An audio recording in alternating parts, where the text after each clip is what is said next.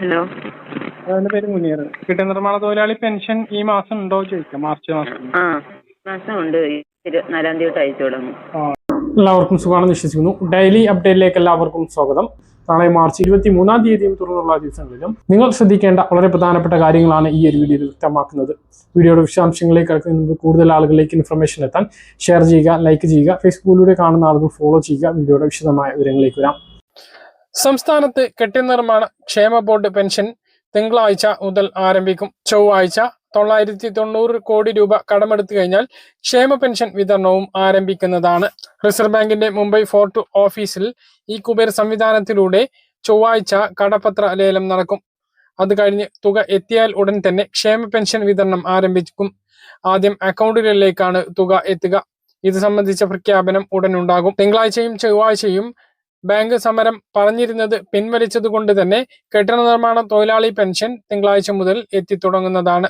തിങ്കളാഴ്ച തന്നെ വിതരണം ചെയ്യും എന്ന് ഉദ്യോഗസ്ഥരുമായി സംസാരിച്ചപ്പോൾ വ്യക്തമായതാണ്. അത് നിങ്ങളെ കേൾപ്പിച്ചതുമാണ്. സാമൂഹ്യ സുരക്ഷ ക്ഷേമ പെൻഷൻ മസ്റ്ററിംഗ് പൂർത്തീകരിച്ചിട്ടുള്ളവർക്കെല്ലാം ഈ മാസവും പെൻഷൻ ലഭിക്കും. അതേസമയം മസ്റ്ററിംഗ് പൂർത്തിയാക്കാത്തത് കൊണ്ട് പെൻഷൻ മുടങ്ങിയിട്ടുള്ള ആളുകൾക്ക് ഇപ്പോൾ വിതരണം ചെയ്യുന്ന മാർച്ച് മാസത്തേതും ലഭിക്കില്ല. അത് കഴിഞ്ഞ് ഏപ്രിൽ മാസത്തിൽ 2 മാസത്തേത് കിട്ടും. അതും മുടങ്ങുന്ന സാഹചര്യം ഉണ്ടാകും. ഇനിയും മസ്റ്ററിംഗ് ചെയ്യാത്ത ആളുകൾ 1-ാം തീയതി മുതൽ 20-ാം തീയതി വരെ, അത് ഏത് മാസമായാലും ചെയ്യാനുള്ള അവസരമുണ്ട്. ആ സമയം വിനിയോഗിക്കണമെന്ന് കൂടി ഓർമ്മിപ്പിക്കുന്നു. എന്തായാലും പെൻഷൻ വിതരണം, കെട്ടിട നിർമ്മാണ തൊഴിലാളി പെൻഷൻ വിതരണം തിങ്കളാഴ്ചയും അത് കഴിഞ്ഞ് ബുധനാഴ്ച സാമൂഹ്യ സുരക്ഷ ക്ഷേമ പെൻഷൻ വിതരണവും ആരംഭിക്കും എന്നുള്ളതാണ് നിങ്ങളെ ഓർമ്മിപ്പിക്കാനുള്ളത്. മറ്റൊരു പ്രധാനപ്പെട്ട അറിയിപ്പ്, റബ്ബർ കർഷകർക്ക് പുത്തൻ പ്രതീക്ഷ സമ്മാനിച്ച് വില വീണ്ടും മേലോട്ട്. കേരളത്തിൽ RSS 4-ന്റെ വില 200 രൂപയും ഉയർന്നു. ആഭ്യന്തര വിപണിയിൽ സ്റ്റോക്ക് എത്തുന്നത് ഇനിയും സജീവമാവാത്തത് വില ഉയരാൻ ഇനിയും പ്രതീക്ഷ നൽകുന്നു. തേങ്ങയുടെയും വെളിച്ചെണ്ണയും വിലയും കുതിച്ചു ഉയരുകയാണ്. പച്ചത്തേങ്ങക്ക് ഹോൾസെയിൽ റേറ്റ് 60 രൂപക്ക് മുകളിലാണ്. ചില്ലറ വിൽപ്പന 80 രൂപ വരെ നൽകണം. 1-ാം ക്ലാസ് മുതൽ ബിരുദതലം വരെ പഠിക്കുന്ന വിദ്യാർത്ഥികളിൽ മാതാപിതാക്കൾ മരിച്ചുപോയവരും സാമ്പത്തികമായി പ്രയാസം അനുഭവിക്കുന്നവരുമായിട്ടുള്ള കുട്ടികൾക്ക് സാമൂഹ്യ സുരക്ഷാ മിഷൻ മുഖേന നടപ്പിലാക്കുന്ന സ്കോളർഷിപ്പ് പദ്ധതിയാണ് സ്നേഹപൂർവം പദ്ധതി. ഇതിലേക്ക് 2024-25 അധ്യയന വർഷത്തെ അപേക്ഷകൾ വിദ്യാർത്ഥികൾ പഠിക്കുന്ന സ്ഥാപന മേധാവി മുഖേന ഓൺലൈനായി സമർപ്പിക്കണം. ഇത് സമർപ്പിക്കേണ്ട അവസാന തീയതി ഏപ്രിൽ 10 ആണ്.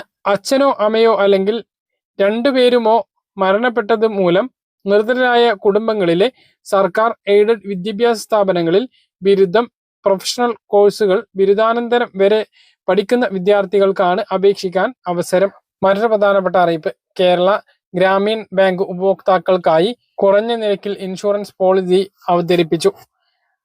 മനുഷ്യനും അരുമ മൃഗങ്ങൾക്കുമായി കുറഞ്ഞ നിരക്കിലാണ് പോളിസി ലഭിക്കുക.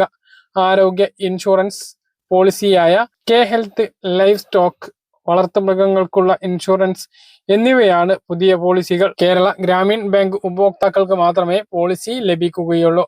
ബാങ്കിൽ അക്കൗണ്ട് തുറന്ന് പോളിസിയിൽ ചേരാനാകും. ആരോഗ്യ ഇൻഷുറൻസ് എടുക്കുന്നതിനുള്ള പ്രായം 18 വയസ്സ് മുതൽ 65 വയസ്സ് വരെയാണ്.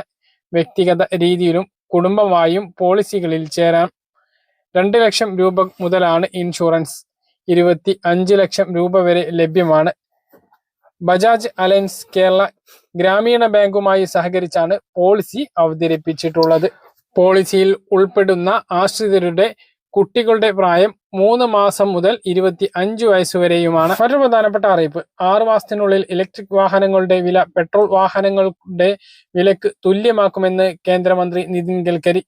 ഇറക്കുമതി കുറച്ച് തദ്ദേശ ഉൽപാദനം വർദ്ധിപ്പിക്കാനുള്ള ശ്രമം നടന്നുകൊണ്ടിരിക്കുകയാണ് എന്ന് മന്ത്രി കൂട്ടിച്ചേർത്തു. രാജ്യത്തിന്റെ അടിസ്ഥാന സൗകര്യ വികസനത്തിനും സർക്കാർ പ്രാധാന്യം നൽകുന്നുണ്ട് എന്നും അദ്ദേഹം പറഞ്ഞു.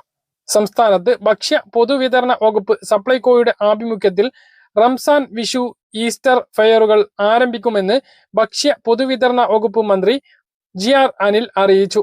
മാർച്ച് 25 മുതൽ 31 വരെ ഓരോ ജില്ലകളിലും പ്രധാന ഔട്ട്ലെറ്റുകൾ കേന്ദ്രമാക്കിയാണ് റംസാൻ ഫെയറുകൾ പ്രവർത്തിക്കുക.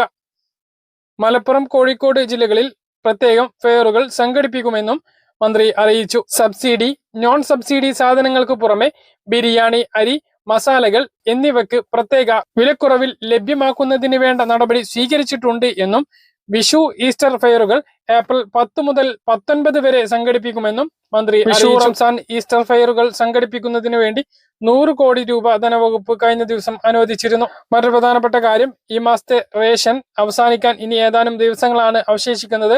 കഴിഞ്ഞ 2 മാസങ്ങളിൽ വാങ്ങാത്ത ആളുകൾ ഈ മാസം എന്തായാലും വാങ്ങണം. പ്രത്യേകിച്ച് മുൻഗണനാ വിഭാഗമായ മഞ്ഞ, പിങ്ക്, അതുപോലെ തന്നെ സബ്സിഡി വിഭാഗമായ നീല റേഷൻ കാർഡുള്ളവർ തീർച്ചയായിട്ടും 3 മാസം വാങ്ങിയിട്ടില്ലെങ്കിൽ അവരെ പൊതുവിഭാഗമായ വെള്ള റേഷൻ കാർഡിലേക്ക് മാറ്റുന്ന അവസ്ഥയുണ്ടാകും. മഞ്ഞ, പിങ്ക് റേഷൻ കാർഡിൽ ഉൾപ്പെട്ടിട്ടുള്ളവരും ഇപ്പോൾ അതിലേക്ക് മാറ്റിയിട്ടുള്ള മുൻഗണനേതര വിഭാഗമായിട്ടുള്ള റേഷൻ കാർഡിൽ ഉണ്ടായിരുന്ന ആളുകളും മസ്റ്ററിംഗ് പൂർത്തീകരിക്കണം. കാർഡിലെ ഓരോ അംഗങ്ങളും അത് പൂർത്തീകരിക്കണം. ആരെങ്കിലും മസ്റ്ററിംഗ് പൂർത്തീകരിക്കാത്ത ആളുകൾ ഉണ്ട് എങ്കിൽ മാർച്ച് 31 മുമ്പ് തന്നെ അത് ചെയ്യുക. ഇല്ല എങ്കിൽ വലിയ പ്രയാസങ്ങൾ ഉണ്ടാകും. റേഷൻ കാർഡിൽ നിന്നും ആ ആളെ നീക്കം ചെയ്യുന്നത് ഉൾപ്പെടെ റേഷൻ അരി മുടങ്ങിപ്പോകുന്ന സാഹചര്യം ഉണ്ടാകും എന്നുള്ള കാര്യം ഓർമ്മിപ്പിക്കുന്നു. അടുത്ത വളരെ പ്രധാനപ്പെട്ട അറിയിപ്പ്, ഉച്ചഭക്ഷണ പദ്ധതിയിൽ ഉൾപ്പെട്ട 26,16,657 വിദ്യാർത്ഥികൾക്ക്, അത് APLO BPLO വ്യത്യാസമില്ല, പൊതുവിദ്യാലയങ്ങളിൽ പഠിക്കുന്ന ഇത്രയും വിദ്യാർത്ഥികൾക്കാണ് 4 കിലോ വീതം അരി വിതരണം ചെയ്യും എന്ന് ഇപ്പോൾ വിദ്യാഭ്യാസ മന്ത്രി വി ശിവൻകുട്ടി അറിയിച്ചിട്ടുള്ളത്. പ്രീ പ്രൈമറി മുതൽ 8ാം ക്ലാസ് വരെ പഠിക്കുന്ന കുട്ടികൾക്കാണ് ഇതിന്റെ പ്രയോജനം ലഭിക്കുക. സ്കൂൾ ഉച്ചഭക്ഷണ പദ്ധതിയുടെ ഭാഗമായിട്ടാണ് Kerala state civil supplies corporation സപ്ലൈകോയുടെ കൈവശമുള്ള സ്റ്റോക്കിൽ നിന്നും 17,417 മെട്രിക് ടൺ അരി വിതരണം ചെയ്യുന്നത്. ഇതിനായി പൊതുവിദ്യാഭ്യാസ ഡയറക്ടർ അനുമതി നൽകി ഉത്തരവ് പുറത്തിറക്കിയിട്ടുണ്ട് എന്നും വിദ്യാഭ്യാസ മന്ത്രി അറിയിച്ചു. അരി സപ്ലൈകോ സ്കൂളുകളിലേക്ക് നേരിട്ട് എത്തിച്ചു നൽകും. സ്കൂൾ അവധിക്കാലത്തിന് മുന്നോടിയായിട്ടാണ് 4 കിലോ അരി വിതരണം ചെയ്യുന്നത്. കഴിഞ്ഞ സമയങ്ങളിലൊക്കെ ക്രിസ്മസ് പൂട്ടിനും അതുപോലെ തന്നെ ഓണപ്പൂട്ടിനൊക്കെ 5 കിലോ അരി ആയിരുന്നു നൽകിയിരുന്നത്. ഇപ്പോൾ ഈ ഒരു 2 മാസത്തെ വെക്കേഷനിൽ 4 കിലോ അരി മാത്രമാണ് നൽകുന്നത്. മറ്റൊന്ന്, യൂണിഫോം അലവൻസ് ആയിട്ട് 600 രൂപ വീതം വിദ്യാർത്ഥികളുടെ അക്കൗണ്ടുകളിലേക്ക് കയറും. ഇതിനു വേണ്ടിയിട്ട് അക്കൗണ്ട് ഡീറ്റെയിൽസും കാര്യങ്ങളെല്ലാം നിങ്ങൾ കൊടുത്തിട്ടുണ്ടാകും, അല്ലെങ്കിൽ സ്കൂളുകളിൽ അത് കളക്ട് ചെയ്യുന്നുണ്ടാകും. ഇല്ല എങ്കിൽ ഉടനെ അത് ചെയ്യുക. പൊതുവിദ്യാലയങ്ങളിൽ പഠിക്കുന്ന കുട്ടികൾക്ക്, 8ാം ക്ലാസ് വരെ പഠിക്കുന്ന കുട്ടികൾക്ക് തന്നെയാണ് യൂണിഫോം അലവൻസും ലഭിക്കുന്നത്. വിദ്യാർത്ഥികളുടെ പേരിലുള്ള അക്കൗണ്ടുകളിലേക്ക് അത് നേരിട്ട് ക്രെഡിറ്റ് ആവുകയാണ് ചെയ്യുക. തൊഴിലുറപ്പ് തൊഴിലാളികൾക്ക് ഡിസംബർ മുതലുള്ള 3 മാസത്തെ വേതനം ലഭിക്കാത്തതിനെ തുടർന്ന് തൊഴിലാളികളുടെ ജീവിതം ദുരിതത്തിലായി. നവംബർ വരെയുള്ള വേതനമാണ് മിക്ക പഞ്ചായത്തുകളിലും ലഭിച്ചിട്ടുള്ളത്. മിക്ക തൊഴിലാളികൾക്കും 30 മുതൽ 50 ദിവസത്തെ വരെ കൂലി ലഭിക്കാനുണ്ട്. കേന്ദ്ര സംസ്ഥാന സർക്കാരുകളുടെ വിഹിതങ്ങളാണ് വേതനമായി അനുവദിക്കുന്നത്. അനുവദിച്ച പണം വകമാറ്റി ചെലവഴിച്ചതിനാലാണ് തൊഴിലാളികൾക്ക് വേതനം നൽകാത്തത് എന്ന ആരോപണം സംസ്ഥാന സർക്കാരിനെതിരെ ഉണ്ട്. കേന്ദ്രവിഹിതം ലഭിക്കാതിരുന്നതാണ് തൊഴിലാളികളുടെ വേതന വിതരണത്തെ ബാധിക്കുന്നത് എന്നാണ് സർക്കാർ പറയുന്നത്. എന്തായാലും പണിയെടുത്ത കൂലി ലഭിക്കാതെ പാവപ്പെട്ട തൊഴിലാളികൾ ദുരിതത്തിലാണ്.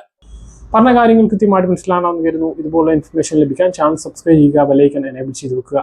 മറ്റൊരു വീഡിയോയുമായി നമുക്ക് കാണാം. ദൂരേക്കും ബൈ.